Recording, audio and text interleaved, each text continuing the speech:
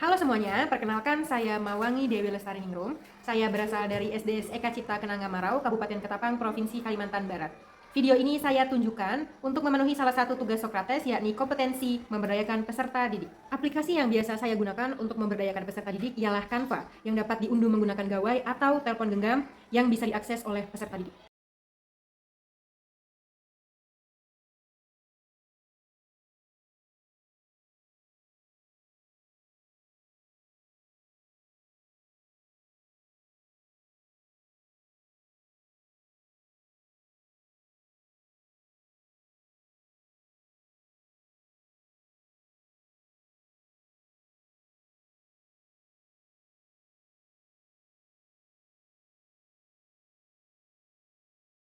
Salah satu contohnya ialah pada mata pelajaran Bahasa Indonesia, tujuan pembelajaran teks prosedur, di mana saya menggunakan aplikasi Canva dalam memberdayakan peserta didik.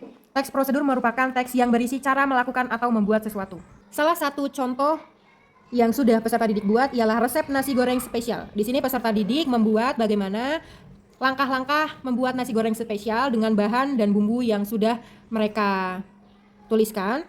Ada beberapa fitur yang bisa peserta didik gunakan. Yang pertama, peserta didik bisa mengubah desain sesuai dengan keinginan mereka. Yang kedua, terdapat elemen di mana elemen ini peserta didik dapat mencari gambar dalam bentuk animasi maupun gambar sebenarnya yang ingin mereka gunakan maupun yang ingin mereka pakai.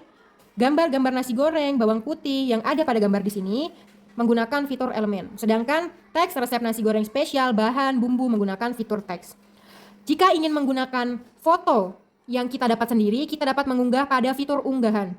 Sedangkan fitur gambar yang ada pada Canva, kita dapat menggambar sesuai keinginan pada desain yang telah kita edit atau mau kita gunakan. Selain itu, kita juga bisa menggunakan fitur mengubah ukurannya. Ukurannya bisa diubah dari F4, A4 maupun ukuran lainnya yang sesuai dengan keinginan kita. Masih banyak fitur lainnya. Di sini juga ada fitur untuk mengubah tulisan yang ingin kita ubah. Ukuran tulisannya bisa kita sesuaikan di fitur ukuran font dan warnanya bisa kita gunakan fitur warna teks.